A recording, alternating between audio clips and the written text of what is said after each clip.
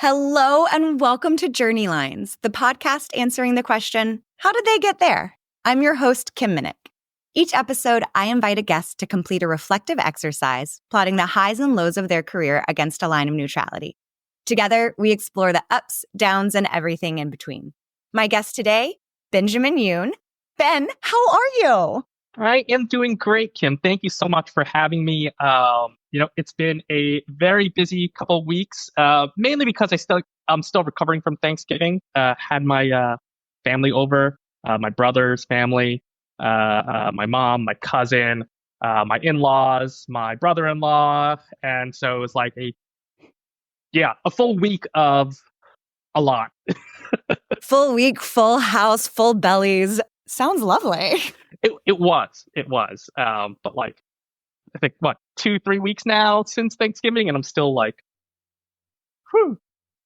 Yeah. And for those listening, we are recording this 2 weeks before Christmas. So I feel like your slowdown time is not coming until, I don't know, February?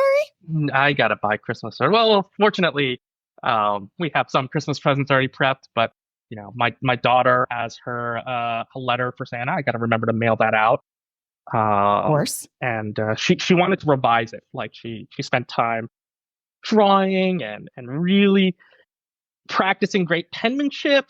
And she wants to make a couple changes, tweaks to the request before I put a stamp on that thing and mail it out.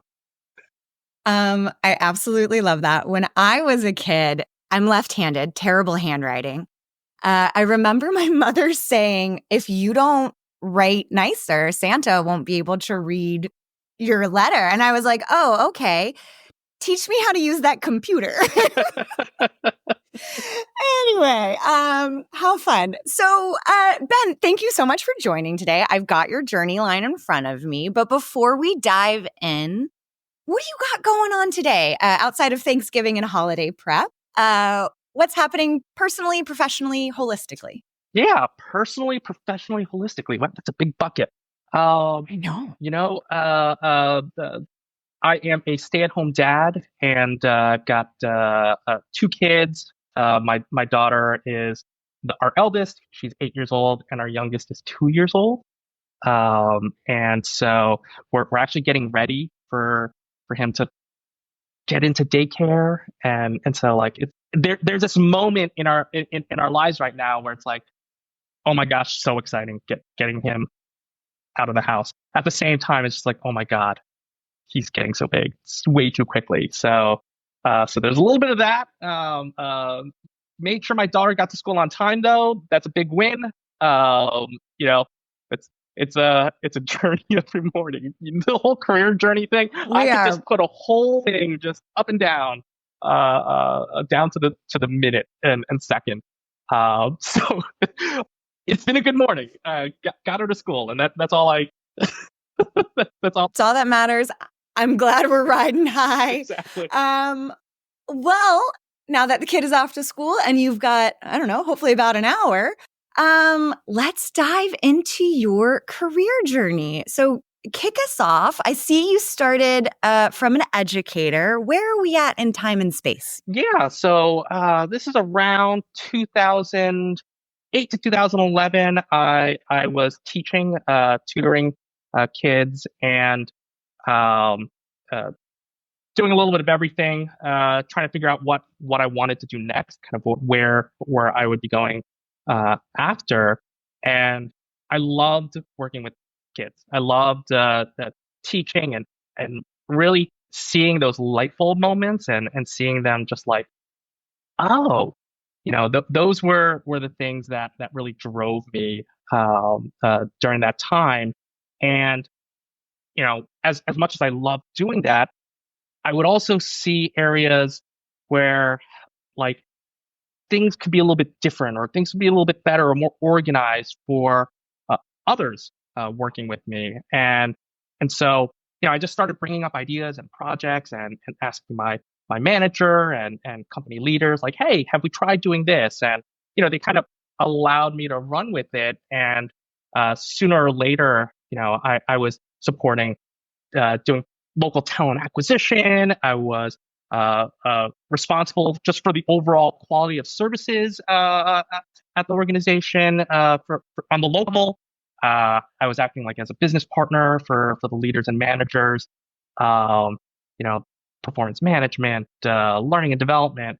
I'd put together really for the first time the company uh, like a real training and onboarding plan for people. Cool. And I didn't realize at the time when I got into that role as the what they called it.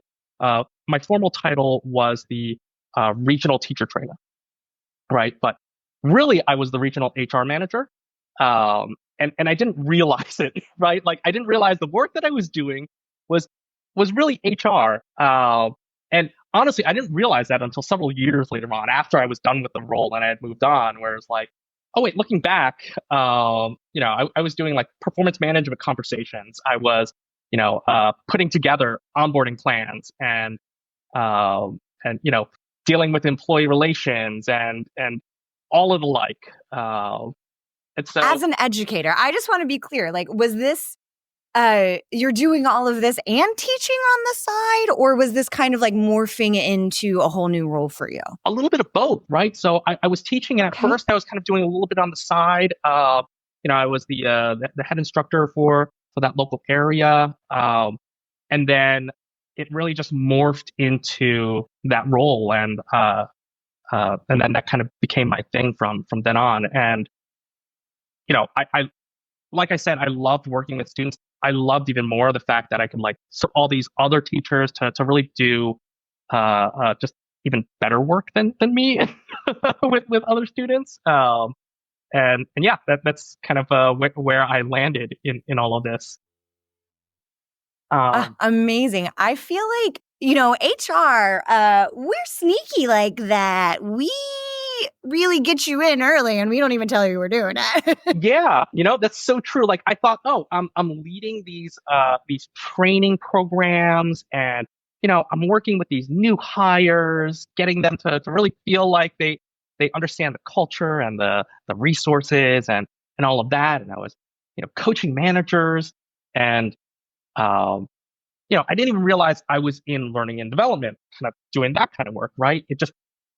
This was my first job out of college, teaching. So it was just this like blur of like, what is this, right? It just kind of both organically flowed and was very sneakily just, thrown into my life. Now, I know this isn't on your journey line, but since this was your first job out of college, what's your degree in? Did you finish college? Yeah, I studied economics up in Boston Cool. College, and I actually met my now wife, but at the time future wife and girlfriend there, and we moved around a lot, and that's kind of been my journey line.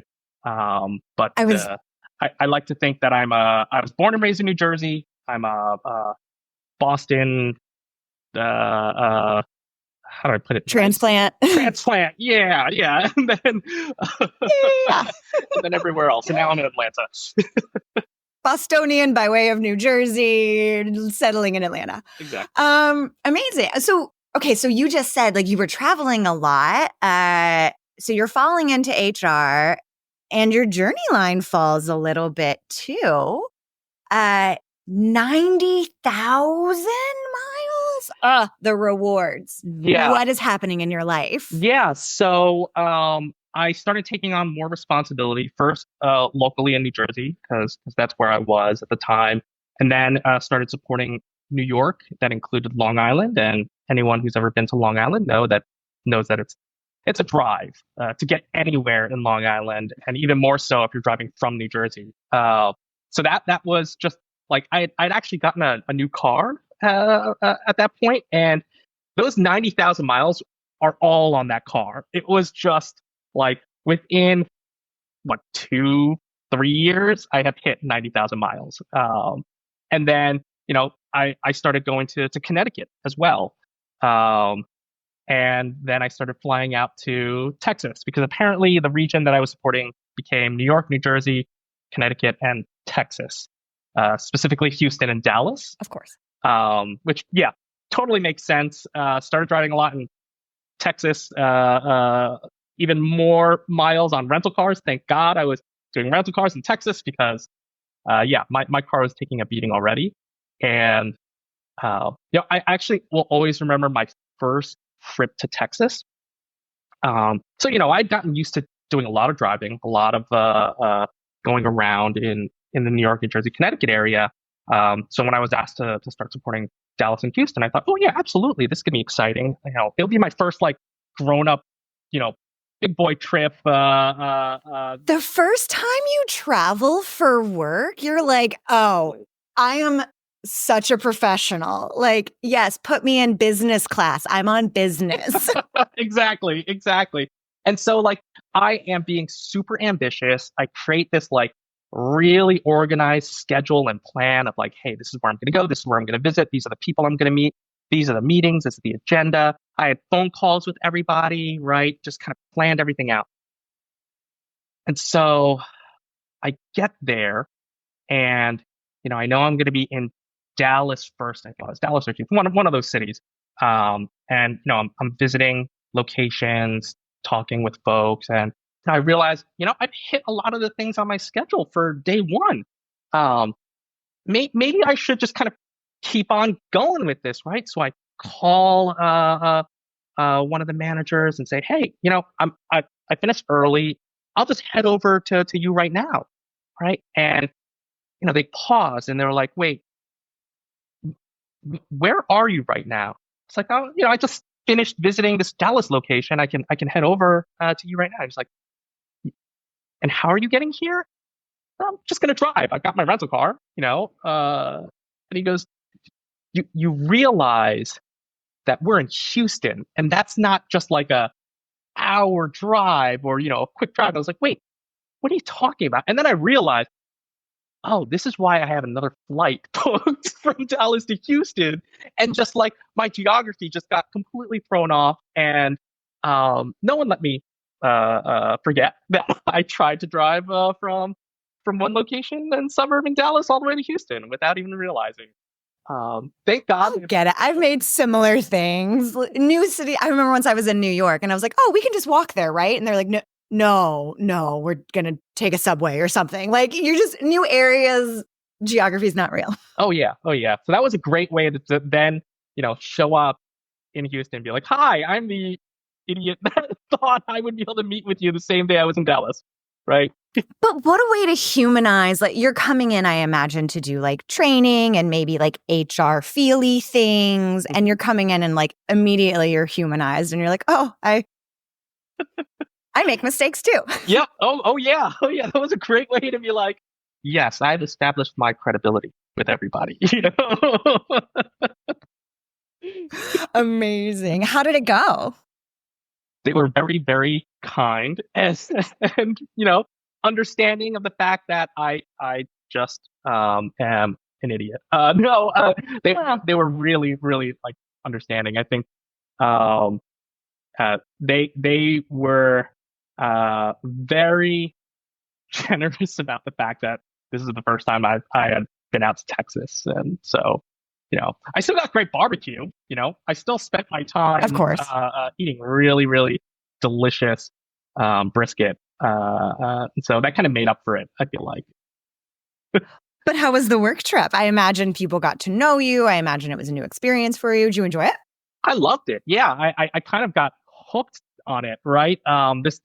This opportunity to really put a lot of the stuff that I learned, both organically and through the programs and projects that I was working on, really into practice from the very get-go, right? Like when I was in New York, New Jersey, that came a lot more like, hey, as things came up, Houston and Dallas were my first time where I was like, okay, you're going here and this is your first time and you're meeting people. And I learned a lot on that first trip, but then also subsequent trips. I really kind of got into a routine of like, okay, I'm going to be flying out today. So, I had my like packing list like memorized, right? I had all of the things that you kind of collect and gain from traveling so much. And, now that I don't travel as much, and, I've got kids, my traveling like game plan, just completely out the door, like completely out the window. I don't know what I'm doing anymore. It's the weirdest thing. I like to think that it's because I've got kids and, other people coming along with me for like vacation. Uh, but no, yeah, it's just, wow. uh, uh, but yeah, I loved traveling. Sometimes, yeah, I think I probably miss it. Probably not the intense amount of traveling I was doing. Like I was flying out to Dallas and Houston and even to Georgia, probably like every other week for, Oh, wow. yeah, That's significant. yeah.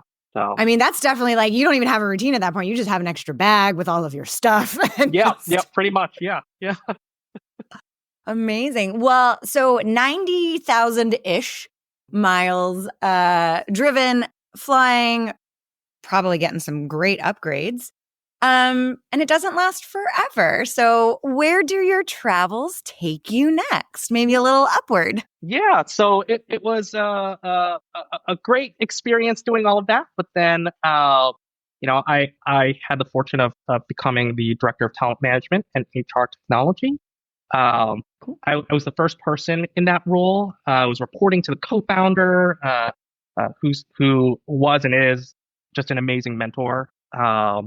And um, I got to continue to do a lot of the work that I was doing with a little less travel.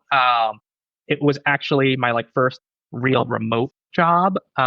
Before remote even really became this big thing, right? The co-founder actually helped put together this position for me because I was moving to Connecticut and I was moving to an area where we didn't have any locations. So he had kind of worked with me to come up with a way for me to stay at the company, but also to be able to do some new, amazing, fun, exciting projects.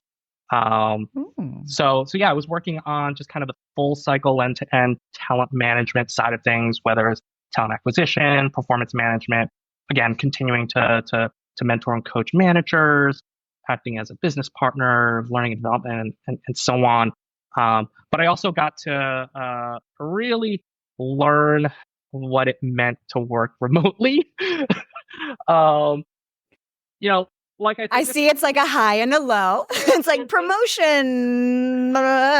yeah, it was my like first remote experience, right? So there was really no structure in place. There was no like, hey, and it was kind of like one of the first remote positions at the company too, right? So it was like there was no like game plan. Um, and I suddenly realized things like lunch.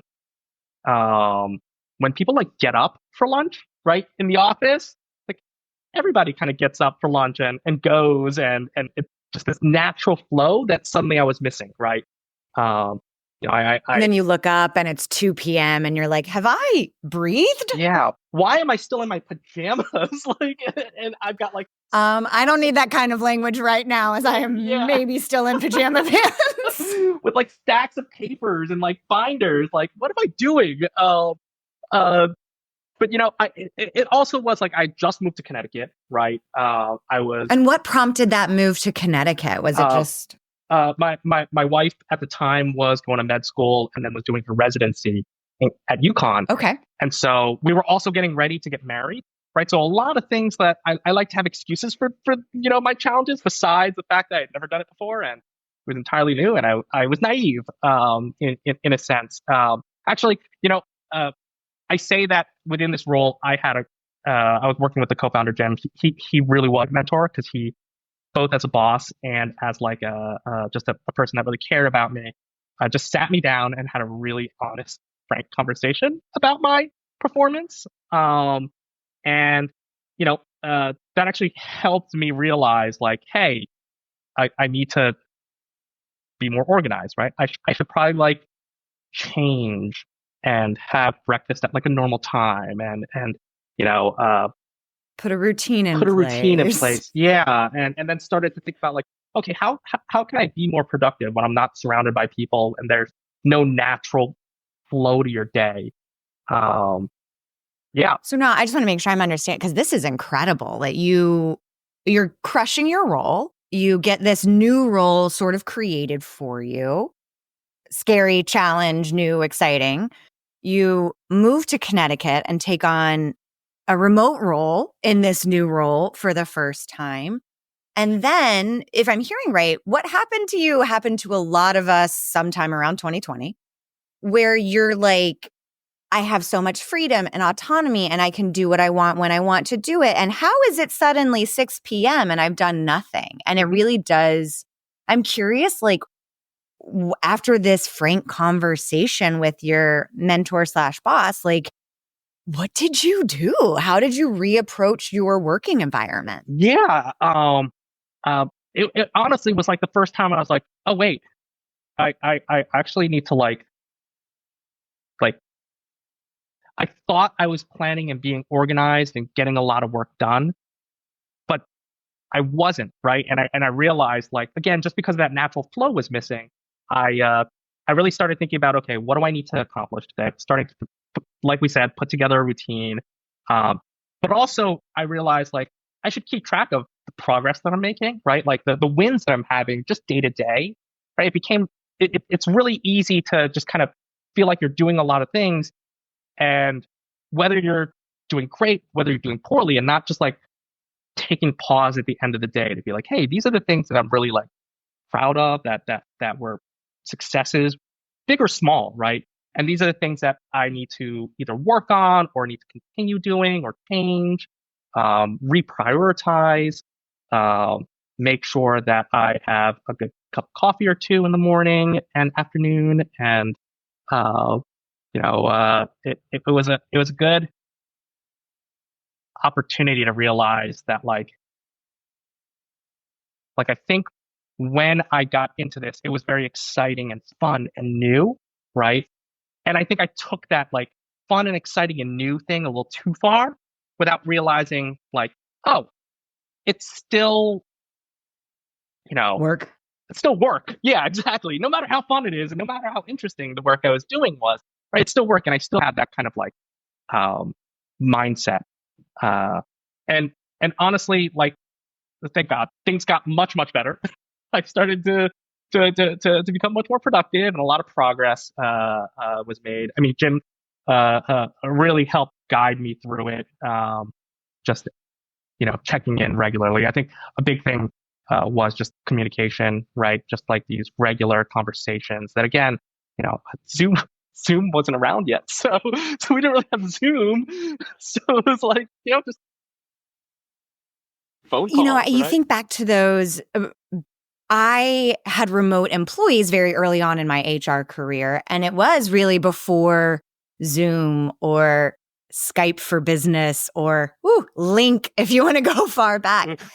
And it really was a different, it was phone calls, it was, emails, it was truly less FaceTime. Yeah. But it sounds like you ended up thriving in that.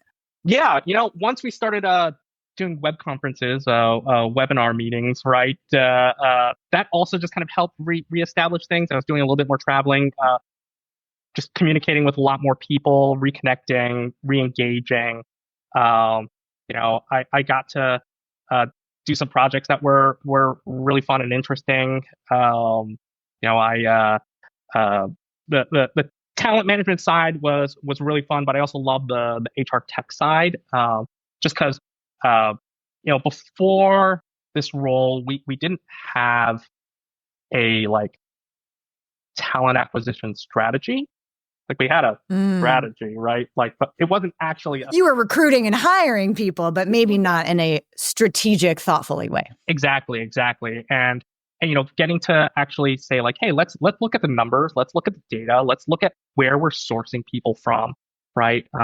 Let's see what tools are out there instead of just posting jobs on Craigslist. Let's think about like how are we wording these job postings, and what is it that we're looking for in these roles? Just kind of starting to, I hate to use such a businessy word, but like operationalize things, right? Yeah. But that's kind of right. You're putting in frameworks and you're kind of setting some standards and some you're operationalizing it. Yeah. And that, ultimately ends up increasing the quality of candidates that we're getting, right? The acceptance rates, the just overall retention and happiness and productivity. And the best part is lower talent acquisition costs because it was like, let's actually spend our money here instead of just everywhere. And, what a difference that makes, right? Are you telling me if you thoughtfully plan your recruiting strategy, you have a better time recruiting the right candidates? Color me shocked. It's insane, right? It's just mind-blowingly weird concepts just being thrown around today. Yeah. Amazing. So you're now crushing it in remote work. You're operationalizing some stuff. And then we hit a peak milestone on your journey line, which these are always my favorite ones. You got married, I assume, to a doctor. Yes, to a doctor. It was my parents' proudest moment to see their a new member of the family being a doctor. Because I am definitely not a doctor. My brother is a doctor. I am not a doctor. I'm surrounded by doctors. And so I did the next best thing, which was marry a doctor. Perfect. Just bring another one into the family. Exactly. And so, it was like this really great time in my life where it's like all this like work stuff is happening, and then we get married, and it is just an amazing experience. I know I'm jumping here a little bit, but we end up with 2 kids. We have a dog. It's just don't have a You're just kicking off a little life. Exactly. How dare you? I know. We live in a neighborhood that like is quirky, and the moment like someone thinks about getting like a fence, they're just like, well, that's like weird. So I feel like when you say quirky, that just means you don't have an HOA, which I am here for. Yeah, we don't have an HOA, thank God. Yeah. So where'd you get married at? Back home in Jersey City, New Jersey. Not at home, but where we were. So it's interesting. My wife and I are both from New Jersey. We didn't know each other, but we met in college. And when we eventually got married, we got married in Jersey City in this beautiful like restaurant event-ish spot overlooking the Hudson River. Gorgeous. The room or the event space or whatever it's called that we ended up getting was normally like they had like this minimum of like 200 guests or something like that, and we did not have 200 guests. But it was the room that we wanted because like the ceiling was really beautiful. And of course, they every bride's dream is a gorgeous ceiling. Exactly. Every bride's dream is gorgeous. So they were kind enough to let us have it, and it was gorgeous. Yeah, just gorgeous. Love a good wedding. Well, congratulations. I'm assuming shortly after, or around the same time, you get married and then you get promoted. Yeah. It was probably within less than a year. You know what? Actually, when we were talking about my getting married and everything, that made me realize. I'll give you a sliver of how my brain works. Please. So when I was planning on proposing to Julie, I gathered her friends on there was Google Hangouts now, right? To let them know. But I used a PowerPoint presentation to outline. Amazing. So, yeah. Can we link that PowerPoint presentation in the description, please? Oh, that one is going to be securely tucked away. So anyway, I did get promoted to a director of people and culture role. Again, I was fortunate enough to become the first person in that role. It was the formal title actually was director of teacher training and development. Like the one really fun thing about the company I was working for, an education company, was that we always had like our formal title were always like education titles. While the work that I got to do really focused on um, uh, continuing to kind of do the stuff that I was doing, right? But also kind of expanding in terms of really focusing on the culture and employee experience and really aligning the business side of things with the people side of things. Uh, and then ultimately, I feel like I'm jumping the gun here a little bit, but ultimately helping the company scale to over 2,000 employees from a couple hundred really when I first joined as a teacher. Wow, that's amazing. That's a huge increase. Most people don't see that kind of increase. Yeah, it was a very, Amazing. very uh, just progressive success after success, and the company just growing, um, which which honestly made it. A, I say this a lot because when I reflect on my experience, right, it was a lot of fun, right? Like all of this was incredibly fun, but it came with its own unique kind of challenges and really kind of a company that's growing exponentially rapidly and really learning about itself and putting together structure for the very first time. You finding its place, right? Not just in terms of um, product wise, because we already had a product. It was more just finding a place in terms of what is our culture, right? What is it that makes us tick? Um, you know, beyond our mission, right? How do we live out our values? How do we live out the core of what we're trying to do? Um, and so that kind of was both exciting, definitely, but also just there was a lot of change. Um, uh, It's almost exhausting. You feel like you just did something and now you're revisiting it and you're iterating while you're building, while you're learning. And I'm assuming as you grow, more people come in above, around, and below you, and maybe you experience a lot of ever changing leadership. just a little bit. I had within the span of a couple of years. I honestly can't remember exactly. It was probably within the span of oh my gosh, might have been like a year. Um, I ended up having six different supervisors. Um, uh, One of those supervisors was the same. Like it was like I was reporting to her, then I reported to someone else, and then I started reporting back to her. So it was a lot of rotation. It wasn't that like um, it wasn't for like negative reasons, right? Like the company wasn't like falling apart or really struggling. It was just a lot of change. Um, Yeah. it was a lot of evolution, a lot of growth, a lot of people coming in, um, and and so I loved working with each of them. I learned a ridiculous amount of stuff from each of them. Um, I wish I could have had more time with each of them, right? Um, but it really taught me how to live within ambiguity. Like starting with that first role, doing talent management, there was a lot of ambiguity just being remote and it being a new role in the company and trying to figure things out. But this was even like a different level of that. I was no longer directly or reporting at all to the co-founder, right? Who continued to be a mentor, but it was just a different relationship, right? So even that was different.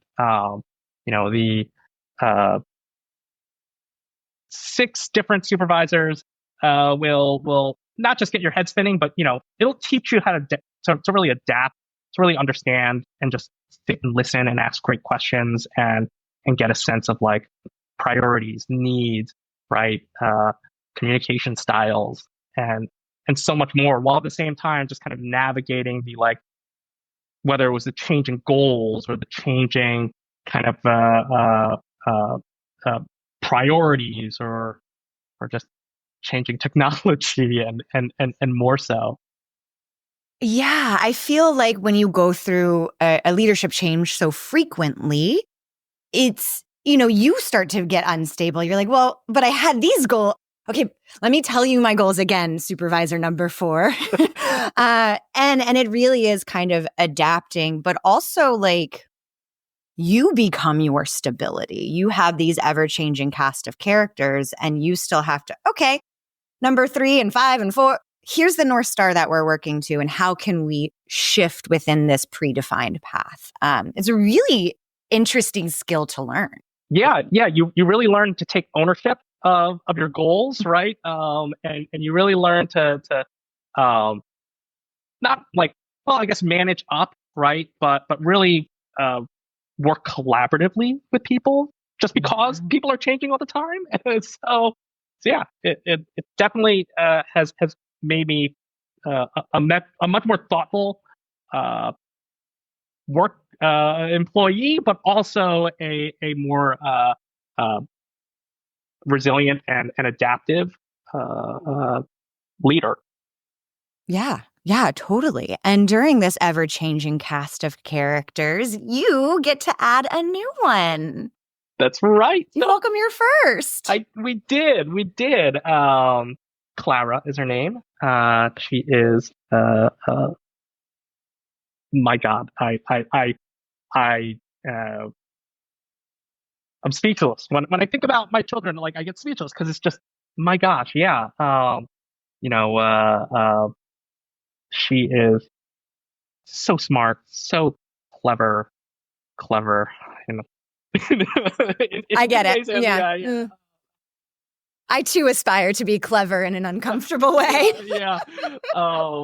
Yeah. And it was just like this.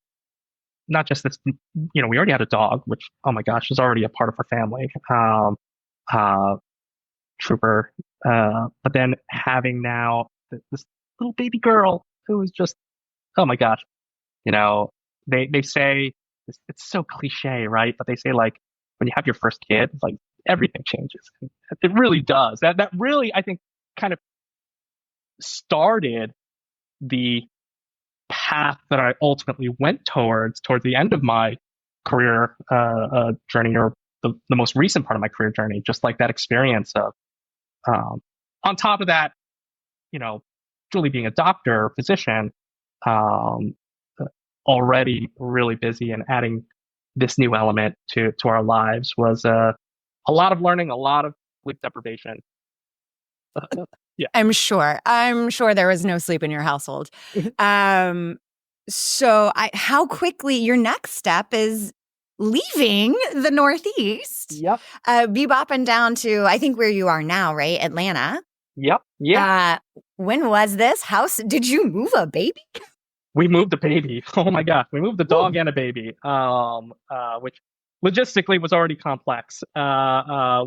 So Clara had the fortune of having like 3 birthday celebrations within like the span of a month because of this. So it was before her first birthday that we moved. It was like a month before. So we had a big birthday party for her first birthday party in New Jersey. We had a traditional Korean first birthday celebration with a lot of family. And we did that.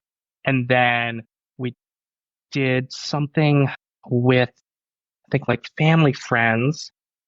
And then once we moved to Atlanta. Yeah, so we did something with family friends, and then we moved to Atlanta, and we had an actual birthday celebration on her birthday. Like, it was just, and she turned 1 at that point, so like, yay, we did cake smash, doesn't remember it anymore, but we got pictures, and of course you remember it. Look, the first birthday party is to celebrate the survival of the parents. Oh, I agree, and we we celebrated.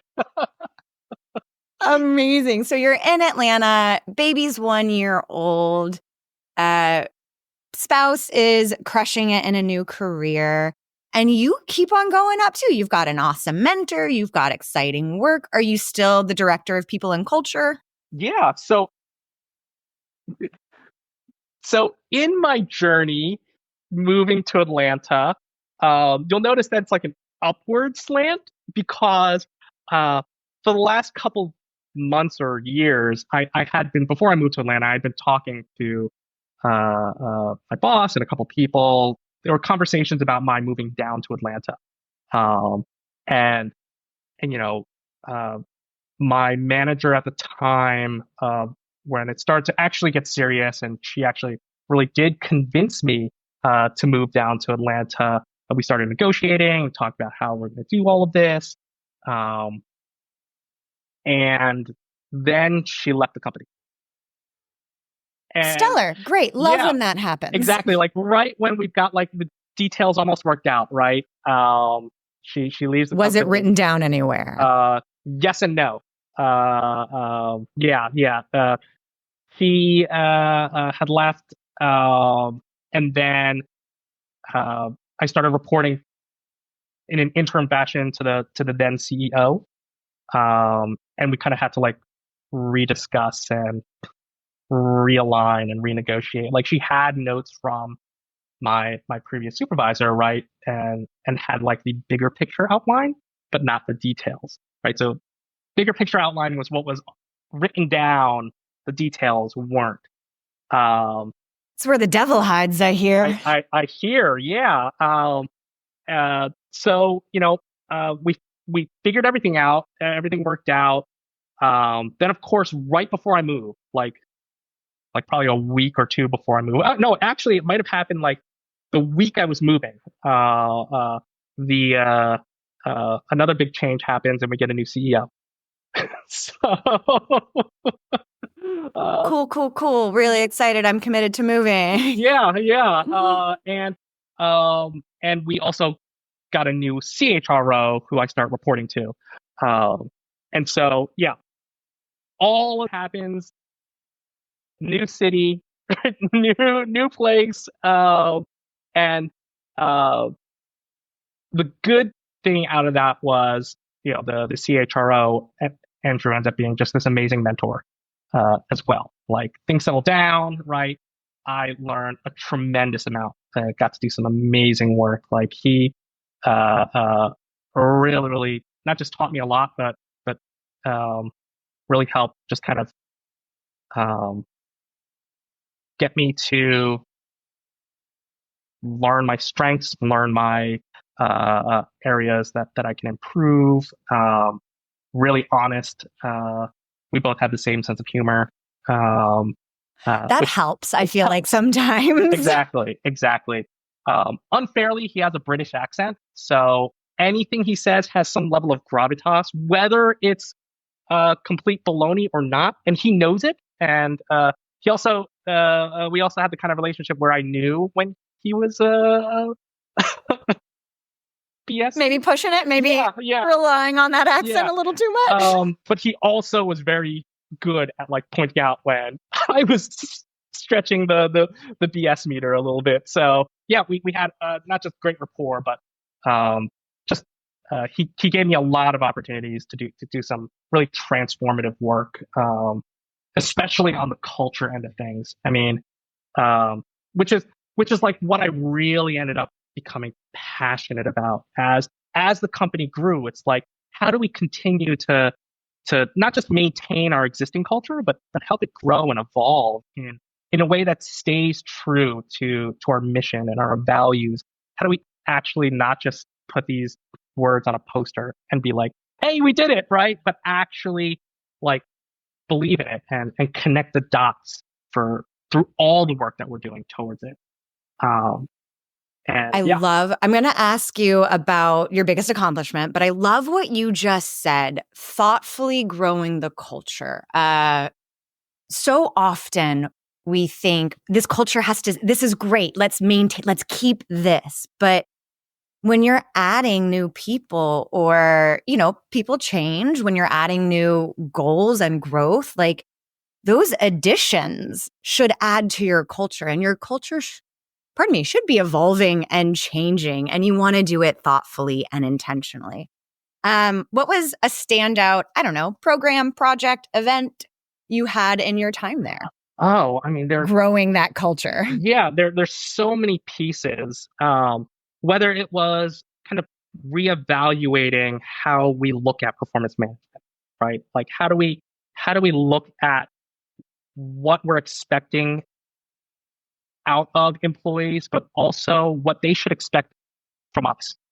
Because it's a two-way street. You can't just say, I want you to do this without giving them the tools, the resources, the guidance and support to actually make it happen, right? And then to not just hold them accountable, but to hold their managers accountable, to be able to hold their managers accountable, and so on, right? To actually um, like if we're going to say this is it, we're going to commit to it, and we're all going to align to it. We may not all agree with it, right? That's okay. Mm. But are we aligned to it? Are we actually practicing it, right? Are we actually doing the best we can to set people up for success? I mean, it's this idea of like a lot of people, will say like, oh, you can either have like a high performing culture or you could have a like people first culture, which is ridiculous, right? Like why not both? Why not both, right? They have to go hand in hand. It doesn't work otherwise, right? It's this like if you don't have people who are prepared and like set up for success, right, enabled to actually do their work, and then they're not going to love doing it. Then they're going to half-ass it. Not their fault, not because they're lazy, but because they're not being recognized for that work, right? And it's just a very, very straightforward domino of things falling apart, right? Like, yeah. I would almost argue to have a high performing culture, you must have a people first culture. Oh, absolutely. Otherwise, you're going to get a lot of burnout. You're going to get a lot of cranky. You're going to get some of those brilliant jerks really having some strongholds. Yeah. Yeah. Amazing. And, that's not to say we were perfect, right? Or that like there weren't no one is strong jerks. Because every company, big or small, right, has those strong jerks, and they have their role within the organization. I'm not being diplomatic here. They really do have a place. Sometimes I wish that place was like, smothered far down. away from me. Yeah, but they still absolutely have their place. And I think it's just a matter of like if we're going to say that our mission is X, then everything needs to feed out of that, right? Like there should be this through line of like, okay, if we want to, companies that think that they want to change the world or that they're going to change the world, then like you can't change the world with a bunch of grumpy people who are who hate it's not world. The change you want to see, at least. Yeah, exactly. So yeah, it's interesting. Sometimes I'll people are always talking about that, like having that balance between the culture and the business success. And it's like, no, why are we talking about like a balance? They literally are the same thing. Like they have to work together. Yeah. So yeah. Amazing. Well, speaking of balance, it sounds like you're running on all cylinders at this point. Dare I say, absolutely crushing it. Which to me normally signals maybe some balance is out of whack, and that shows up on your journey line, a quick plummet. Yeah. I I was doing really, really like exciting work. I know I say that a lot, but it's not hyperbole. Like this is transformative, really powerful stuff. But at the same time, as much as I was caring about like the employee experience and really advocating for the values of the organization, I wasn't doing that for myself, right? I didn't realize like what's my experience right now.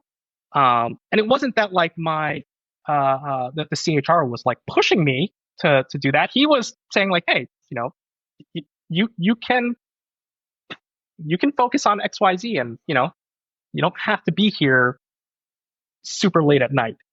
But on top of a terrible commute, because if anyone has ever been to Atlanta for 15 minutes, you end up realizing that you're not there for 15 minutes. You're there for like an hour on the highway. Yep. I was in this role where I felt like I needed to be responsible for everything, for everyone. Um, you know, the I wanted to make sure that I was leading my team effectively and in a way that was removing obstacles for them and all the stuff that you hear about what great leaders do, right? I was trying to do all of that without realizing that I was then sacrificing my own sanity and kind of taking things to the extreme, right? I was staying in the office really late, sometimes way after people have left. I was kind of convincing myself, like, oh, well, the nice thing is when I leave the office, rush hour will be over and there'll be no traffic. And, you know, Who needs mental health when I can skip the traffic? exactly, which, I was like, the win is because I'm in traffic less, right? My mental health will be good. But it wasn't incorrect. Yeah, absolutely, right. I felt like I always needed to be on, and that probably was not healthy, both like physically but also mentally, right?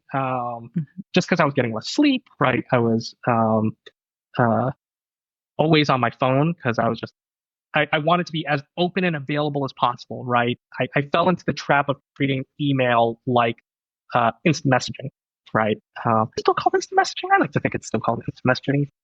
Yeah. Yeah. I'm into it. Yeah. The millennials know what you're talking about. We're fine. So, I mean, I think a lot of people go through that. I was certainly there in one of my first executive jobs. Like, if I'm not available 24/7, I am a failure. And it turns out that's what actually led to me failing. And I too made a decision to step away. And it looks like maybe you came to that same conclusion. Yeah. There's a little irony to all this, right? Like, I started to realize what was happening, right? That I was like overworking myself, and I already slowly like realigning and getting a lot better balance wise.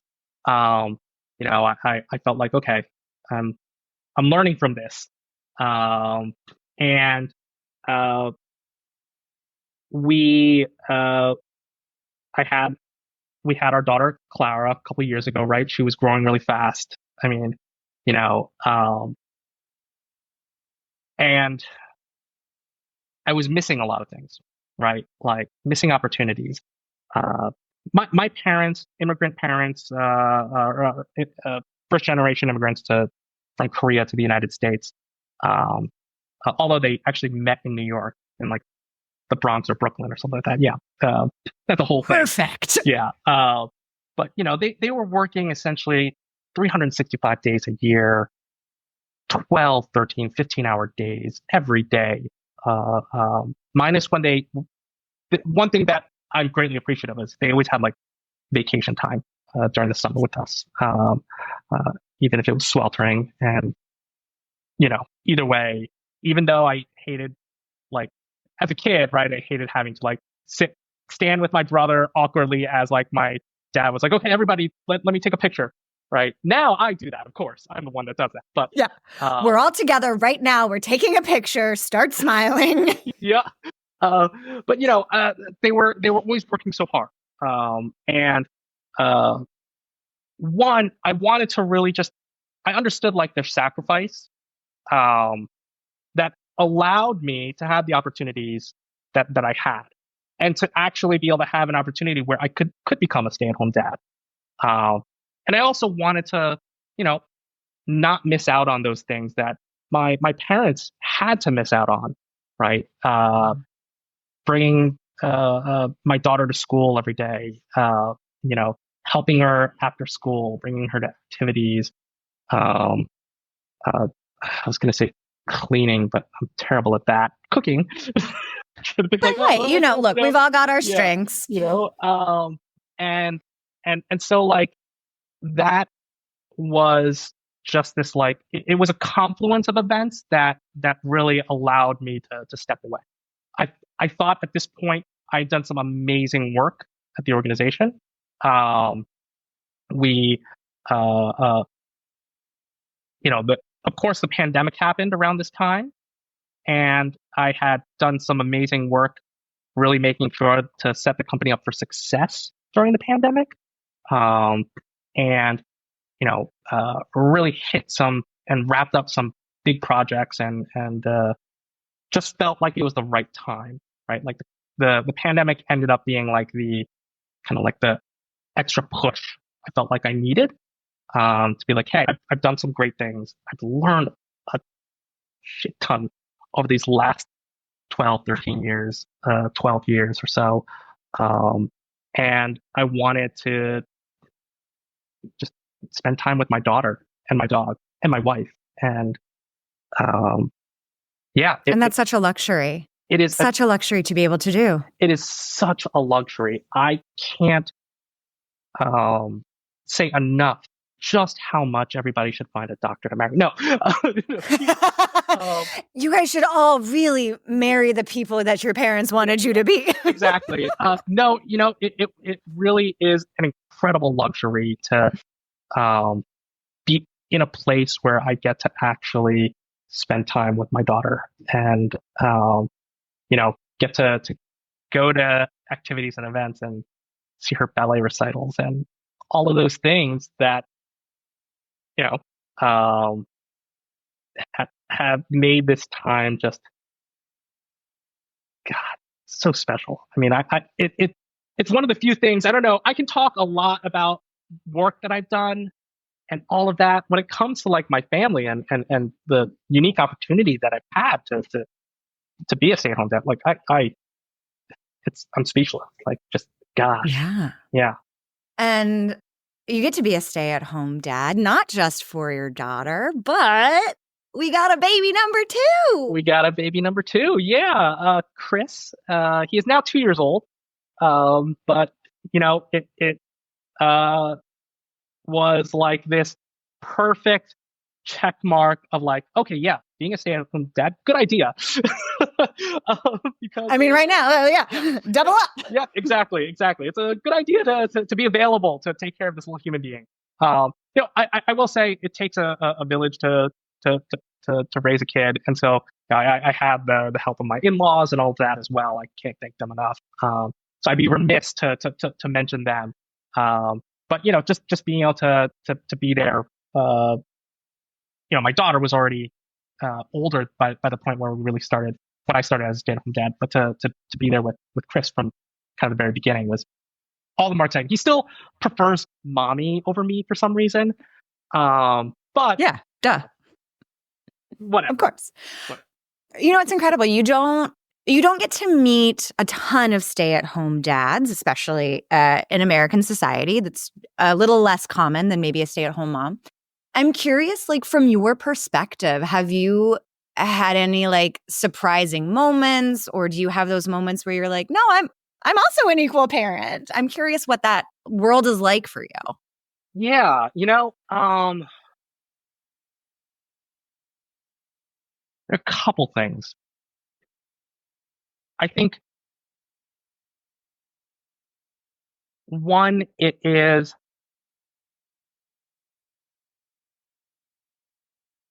fun and awkward being like the only dad in a group of like moms at an event. At the play date? Yeah, or at the play date, right? But that's fine, right? No, it's more the fact that it's weird to be a stay-at-home parent, regardless of whether you're male or female, or any other gender, right? Or any other gender identity. Like the fact that we treat that as a obstacle and see that as like a reason why this person might not be able to work in this job versus that job, right? It's just this weird, like, we as a society like need humans to exist and grow and thrive, and you need parents to do that. And the fact that it's like, oh, if you step back from your career, oh, that's a big sacrifice, right? That it's like it has to be A or B. It's not big sacrifice at all. I don't view it as a sacrifice. I view it as like honestly a luxury, right? And um, it also gives me a, a big perspective on just like what matters in life, right? I when I was working, a lot of it was because I love doing what I do, and I think that'll always continue because HR is just a really interesting field to be in. That's the word I'll use. Interesting and exciting and always evolving field, right? Um, but like now I have the perspective of I'm doing this in many ways, like what my parents, the reason why my parents worked, right? 365 days a year. I'm doing this for not just my children, but in a very broad sense, the next generation, right? You know, I have this perspective, I feel like, of really appreciating and valuing what a healthy work-life balance is. um, and um, and just a perspective of just my parents had made some tremendous sacrifices. Um, my mom and dad really, really worked their butts off, and I'm not just forever grateful, but God, the fact that I learned so much from them through the way they worked, through the way they persevered, through the way they somehow still managed to raise me and my older brother, even through that, right? Um, it's something that I'll just forever be grateful for. Um, yeah, I don't know if I answered your question, but that's where my brain went. Like, I love it. I'll take it. Quick shout out. We talked about, is it a sacrifice? Is it a luxury? But really, shout out to all the parents, working or not, who are raising the next generation of our society. Yeah. Like, can we just respect that a little bit more? Anyway, thank you for sharing your perspective on that. But it sounds like maybe stay-at-home dad life is about to transition, and it's actually why we're here today. You might be finding yourself on the job market. Tell me what's happening. Yeah. So our son is getting to an age where we're like, okay, we're ready to send him to daycare. Both ready and like we need to send him to daycare. There's only so much he can do, with just us. And so, again, it's kind of sad, but very exciting. And with that, right, over the last year, I've been slowly preparing, just getting my brain going again in that way. Uh, I am looking to return to my career in HR. So back in December 2023, so it's been a year now, I earned my SHRM SCP, which not just like got a little bit of the rust and cobwebs off, but also reminded me like, oh, I've done this stuff before. I know, and I still know it, right? Like, oh, I know this stuff. This Sarbanes-Oxley Act seems quite familiar. This looks like yes, I can. So I've been doing that. I've been kind of just trying to stay engaged in car space, even during my time. I, as much as I've exited, I still am like obsessed with this type of work. So I've been volunteering my time with local professionals. I participate in SHRM Atlanta chapter activities, go to meetings, events. I was a speaker recently on HR operational excellence at the Atlanta Works Conference.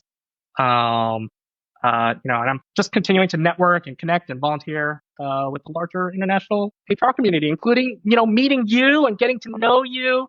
It has been just a thrill to really feel as engaged as I have. with not just you, but within HR, and feeling like my brain still works, right? Yeah, so I am seeking a senior level director, senior director, head of, VP, whatever. Gosh, HR loves to call their titles different things. Man, for a career that does leveling and titles, we sure do spill the glass of water, everyone. Oh yeah. But you're looking for a senior leadership role within a people ops organization. Exactly. So ideally in like a mid to late startup, Series B or higher, scale up or growth organization. I've worked with teams or supporting providing HR services to teams as small as 5 all the way up to 2,000, right? So looking for a remote role ideally, but not, if it's a hybrid or an in-office opportunity in the Atlanta area, I'm absolutely open to that. As much as I thrive in working in ambiguity, which has been my whole career, and just kind of working through rapid growth, that might mean or kind of sound like, and I do, I'll be honest, I guess, have a preference towards the tech and digital first companies. But ultimately, what matters to me is more than just like a specific industry or the number of employees or where the company is in size and scope. Looking to join an organization that's like seeking to build, transform, or scale their HR function, and is really focused on building a strong mission and values driven company culture, because that's really where I thrive, and that's really what I love doing. And if they're not values driven, I bet you can teach them how to be. Exactly.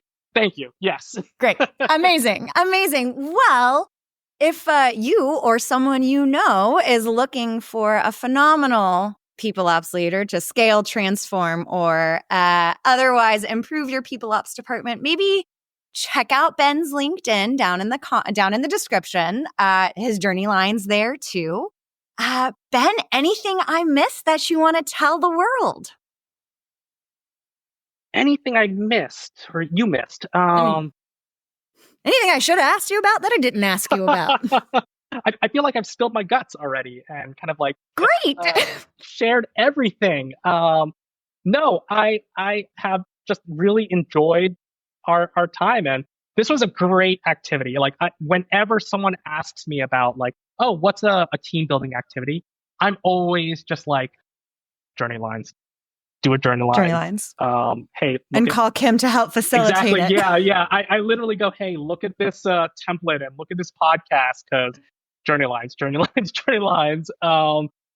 It has been a ridiculously refreshing way to like just look at my journey.